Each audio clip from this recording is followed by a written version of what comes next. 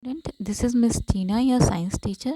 So, in the first video of this chapter, we have talked about what is microorganisms or what are microorganisms, and then we have talked about the different types of microorganisms. As we have talked about, there are four major groups of microorganisms: bacteria, fungi, and protozoa.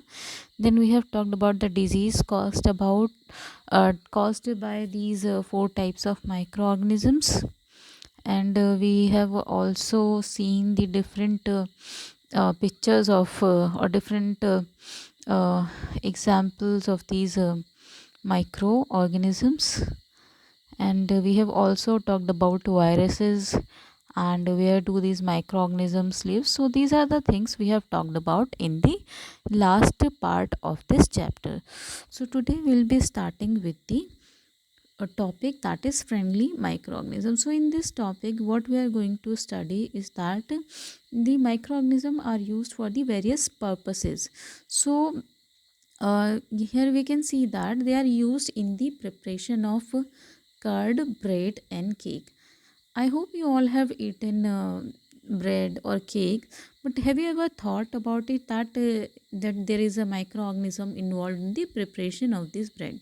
So first purpose that we the first purpose for what we use this microorganism is preparation of curd, bread and cake. Then they are also used in the cleaning up of the environment. Here we can see that the second purpose for which we use microorganism is the cleaning of the environment. This is the second use, and the first use is the preparation of curd, bread and cake. Then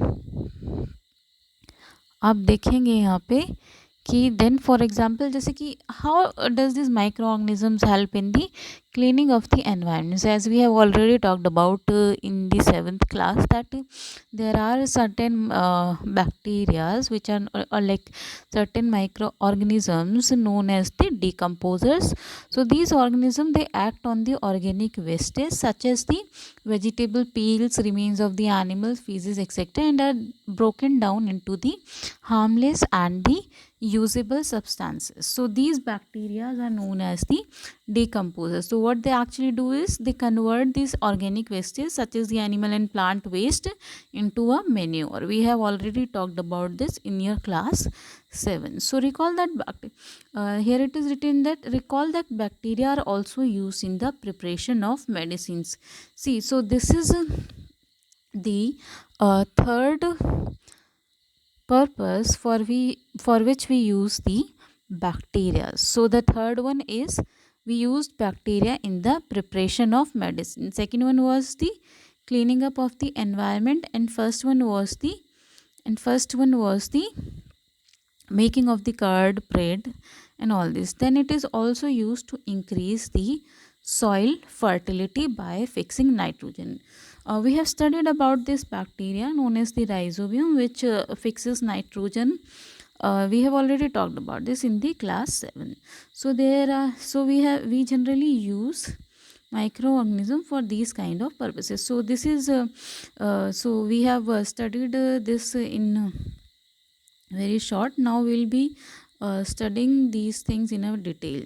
So the first purpose for which we use bacteria is the making of curd and bread. So you have learnt in class 7 that milk is turned into curd by bacteria.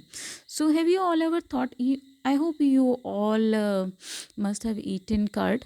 So have you ever all thought कि curd के जो preparation के लिए है, curd basically prepare कैसे किया जाता है. So there is a bacteria which is involve in the preparation of the curd. So here you can see in this box that Paheli is thinking that I saw that my mother added a little curd to warm milk to set curd for the next day. तो आप सबने देखा होगा कि whenever your mother set the curd, so they always uses the some amount of curd and add into it a warm milk. So why that curd is already required to prepare a new curd? So why this old curd is required for the new curd? Basically in that curd there is presence of certain microorganism which helps in the preparation of the new curd. So what is the name of that microorganism which help in the preparation of curd is lactobacillus. Lactobacillus is the organism which promotes the formation of curd. So it is this lactobacillus which multiplies in the milk and convert it into the curd. So which bacteria involved in the preparation of the curd? It is the lactobacillus which involved in the preparation of the curd. Bacteria also involved in the making of the cheese. So cheese is also prepared with the help of a bacteria, and the pickles and many other food items are basically prepared with the help of the organism, or you can of this different microorganisms. So important ingredient of रवा, सूजी, idlis and भटूराज is curd. आप लोगों ने सबने देखा होगा कि अगर मम्मी आपकी कभी भटूरा बनाती है घर में या इडली बनाती है, इंस्टेंट इडलीज जो जनरली रवा से बनती है, so they use generally curd in it. So basically curd क्या करता है, हेल्प करते हैं in the preparation of this in the preparation of this thing. Bacteria and yeast are also helpful for fermentation of rice idlis and dosa batter. So आप curd भी use कर सकते हैं. कर्ड के अलावा अगर आप चाहते हैं कि आपका राइस इडली या डोसा का जो बैटर बनाते हैं उसमें आपने देखा होगा कि वो बैटर को हमेशा रात में रख दिया जाता है और सुबह फिर उसको यूज़ किया जाता है. वो उससे क्यों रखा जाता है रात में? फर्मेंटेशन के लिए रखा जाता है कि रात भर में वो फर्मेंट हो जाएगा. तो उसके लिए बैक्टीरिया एंड यीस्ट भी हेल्पफुल होते हैं for the fermentation of this rice idlis. Okay, then there is one activity given here. Have a look at this activity, that take half kilogram flour, atta or maida, and add some sugar and mix with warm water and a small amount of yeast powder and knead to make a soft dough. What do you observe after 2 hours? तो जब आप after 2 hours observe करेंगे, तो आपने मैदा लिया, ठीक है, फिर आपने उसमें कुछ शुगर डाला और वार्म वाटर डाल दिया, ठीक है, फिर उसमें थोड़ा सा यीस्ट पाउडर आप डालेंगे, तो आप देखें कि उस टाइम के बाद ये जो आटा है और यह मैदा जो भी होगा इट विल बी रेज्ड. मतलब आप देख रहे हैं कि यहाँ पे आप देखिए कि यहाँ पे ये इस लेवल पे था. Then after a certain point of time this atta has risen up to the this level. So why this thing actually happened? So what was the cause of this thing? So here is the cause of this thing. You can see that the yeast reproduce rapidly. So when the yeast reproduce, basically yeast take very less time to reproduce. Reproduce means making the multiple copies. So while they are reproducing, they produce carbon. So while they are reproducing, they increase in number, and these large number of yeast, they'll respire and they produce the carbon dioxide. So more yeast will be there, so more carbon dioxide will be there. So bubble of this gas, that is the carbon dioxide, just fill the dough and increase its volume. तो आप generally देखेंगे ये जो dough होता है इसके बीच में काफ़ी एयर स्पेसेस होते हैं, उसी की वजह से ये डो जो होता है वो राइज हो जाता है. और कौन सी एयर होती है यहाँ पे? कार्बन डाइऑक्साइड होती है. सो this is the basis of the use of yeast in the baking industry. तभी आपने देखा होगा ना, बेकिंग के बाद ब्रेड या जो भी है वो एकदम फूल जाती है. वो फूलती किस वजह से? यीस्ट जो प्रोड्यूस करती है रेस्पिरेशन में कार्बन डाइऑक्साइड, उस गैस की वजह से जो है वो इतना फैल जाती है. इसलिए यीस्ट को क्या है, यूज़ किया जाता है इन the baking industry for making bread, pastries and cakes. तो इसके ऊपर आपको क्वेश्चन पूछा जा सकता है कि which is the micro organism that can be used in the baking industry. तो यहाँ पे आप लिखेंगे yeast. Then you can see कि yeast is also used for the commercial, it can also be used commercially. Now what is this commercial use of microorganisms?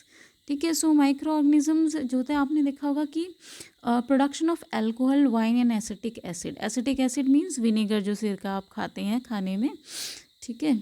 तो ये सब चीज़ें जो है ये लार्ज स्केल पे, अगर इसका किसी भी चीज़ का अगर हम लार्ज स्केल पर प्रोडक्शन करते हैं तो उसको क्या कहते हैं? कमर्शियल कहते हैं. जब बड़ी ही ज़्यादा उसमें मात्रा में हमें कोई चीज़ बनाते हैं तो उसको कमर्शियल स्केल बोला जाता है. So yeast is used for the commercial production of alcohol and wine. Commercial production means large scale production of alcohol and wine के लिए जनरली क्या यूज़ की जाती है, yeast की जाती है. So for this purpose yeast is grown on natural sugars. तो कैसे ये जो yeast है अल्कोहल एंड वाइन प्रोड्यूस करती है. जनरली क्या होता है, यीस्ट को ग्रो किया जाता है नेचुरल शुगर्स पे, और जो नेचुरल शुगर है वो किस में प्रेजेंट होती है, ग्रेन्स, जो अनाज जो होते हैं आपके, जैसे आपका बार्ले हो गया, wheat, rice and even crushed fruit juices हो गया, ग्रेप एंड ऑल. इन सब से भी क्या होता है कि अल्कोहल एंड वाइन जो है वो प्रोड्यूस की जाती है with the help of yeast. Even आप इसे एक एक्टिविटी के थ्रू भी देख सकते हैं. Here in your book this activity is given. Take a 500 ml beaker filled up to 3/4 with water and dissolve 2-3 teaspoon of sugar in it. उन्होंने कहा है कि आपको एक 500 ml का बीकर लेना है, उसको 3/4 भरना है और आपको उसमें डिज़ोल्व करना है 2 से 3 teaspoon of sugar in it. ठीक है, आपको शुगर उसमें क्या करनी है, डिज़ोल्व करनी है. फिर आपको ऐड करना है 1/2 spoon of yeast powder to the sugar solution. तो आपको क्या लेना है, पानी डालना है उसमें, ठीक है, शुगर डालना है और यीस्ट डाल देना है. फिर उसको कुछ टाइम के लिए आपको अराउंड 4 to 5 आवर्स के लिए you have to cover that beaker. Now smell the solution. जब आप 4 to 5 आवर्स के बाद उसको स्मेल करेंगे तो आपको क्या होगा, अल्कोहल की स्मेल आएगी. So this is the smell of alcohol as sugar has been converted into alcohol by yeast. तो यीस्ट क्या करती है, शुगर जो थी, जैसे कि जो जूसेस में या अनाज में जो शुगर थी, उस शुगर को क्या करती है, वो कन्वर्ट करती है इनटू द अल्कोहल. और ये जो process of conversion of sugar है into alcohol, this process is known as the fermentation. And this process of fermentation, it was first discovered by a scientist known as the Louis Pasteur. तो इस पे भी आपका question पूछ सकता है कि कौन सा साइंटिस्ट था जिसने कि ये जो है फर्मेंटेशन प्रोसेस जो है वो डिस्कवर किया था. और an another question can also be asked कि which organism involve in this process of fermentation. तो yeast will be the answer in that case. Then the yeast microorganism is also used for the medicinal purposes. So when you fall ill, the doctor may give you some antibiotic tablets. आप सबने antibiotics का नाम सुना होगा. तो antibiotics आपको tablets के रूप में भी दी जाती है, कैप्सूल और injection such as of the penicillin.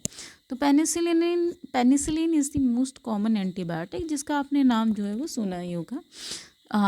सबने नहीं तो कुछ बच्चों ने तो सुना ही. So the source of these medicine is micro organism. तो ये पेनिसिलिन जो ये मेडिसिन है ये कहाँ से आती है, इसके फॉर्मेशन के लिए भी एक मतलब एक माइक्रो ऑर्गेनिज्म जो है वो रिस्पॉन्सिबल है. दैट इज़ दी, आप आगे देखेंगे. ठीक है, सो दीज मेडिसिन्स, तो बेसिकली इसका फंक्शन क्या होता है एंटीबायोटिक्स का. ये मेडिसिन जो होती है एंटीबायोटिक्स, दे किल और stop the growth of disease causing organism. तो ये क्या करते हैं, डिजीज़ कॉजिंग जो ऑर्गेनिज्म होती है उसकी ग्रोथ को स्टॉप करती है, मतलब रोकती है या उसको मार देती है या किल कर देती है. So these days a number of antibiotics are being produced from the bacteria and fungi. So what are the organism जो कि आपके एंटीबायोटिक प्रोडक्शन में हेल्प करते हैं, these are the bacteria and fungi, जिससे कि एंटीबायोटिक्स प्रोड्यूस होती है. अब यहाँ पे आपका नेक्स्ट लाइन में क्या है, कुछ एंटीबायोटिक्स का एग्जाम्पल दिया है. जैसे कि पहला एग्जाम्पल है आपका streptomycin, then tetracycline and then erythromycin. So these are some antibiotics that you get from the microorganisms. So first antibiotic which was discovered was the penicillin that we have already talked above. So this penicillin was discovered by this scientist known as the Alexander Fleming. So how he did discovered this antibiotic. So he was so one day he was working on a culture of disease causing bacteria. मतलब वो किसी एक bacteria को मतलब वो bacterias का culture कर रहा था. कल्चर मतलब उनको एक जगह पे बहुत सारे बैक्टीरियाज़ को प्रोड्यूस करना. तो वो कल्चर कर रहा था.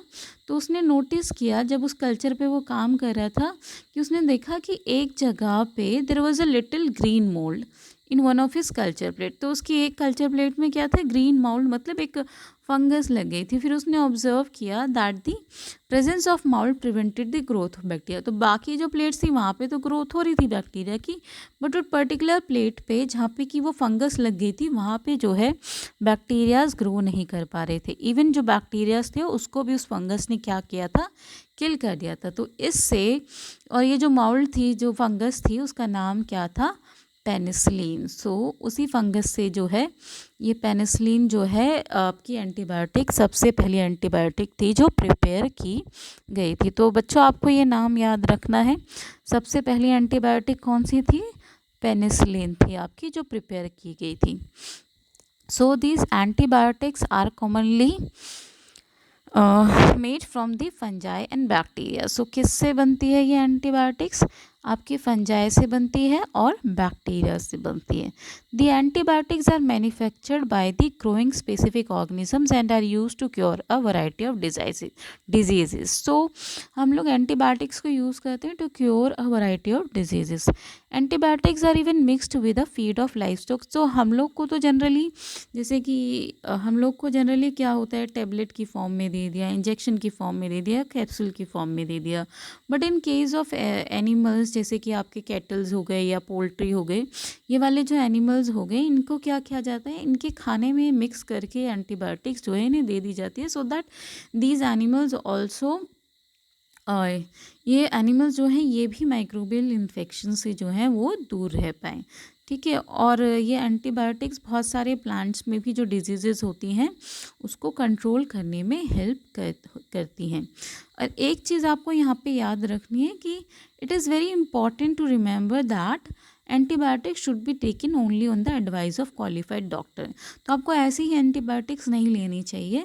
ठीक है, हमेशा डॉक्टर अगर प्रिस्क्राइब करता है आपको, तभी आपको एंटीबॉडीज़ जो हैं वो लेनी, एंटीबायोटिक्स आपको जो है वो लेनी है। इवन एंटीबायोटिक्स आपको एक कोर्स होता है एंटीबायोटिक का, and you have to complete the course. और जब ज़रूरत नहीं है तब एंटीबायोटिक नहीं लेनी है, और रॉन्ग डोजेज़ में भी एंटीबायोटिक नहीं लेनी चाहिए। ठीक है, अगर आप ऐसे ही लेते रहते हैं बिना प्रिस्क्रिप्शन के एंटीबायोटिक, तो क्या होगा कि जब एक्चुअल में आपको कोई डिजीज़ हो गया और तब जब आप वो एंटीबायोटिक्स आपको चाहिए होगी, तो वो आपकी बॉडी पे उतना इफ़ेक्टिव नहीं रहेगी। ठीक है, ऑल्सो एंटीबायोटिक्स टेकन अननेसेसरी में kill the beneficial bacteria in the body. और अगर आप बिना किसी काम के unnecessarily if you are taking the antibiotics, तो आपके जो बेनिफिशियल, जो गुड बैक्टीरियाज हैं आपकी बॉडी में, उनको भी एंटीबायोटिक्स किल सकती है। ठीक है, और हमें भी, जैसे अगर हमें नॉर्मल जुकाम या होता है, कोल्ड या फ्लू होता है, तो उस केस में भी हमें एंटीबायोटिक्स जो है वो नहीं लेनी चाहिए। So rest of the topics will be discussing in the next part. Thank you.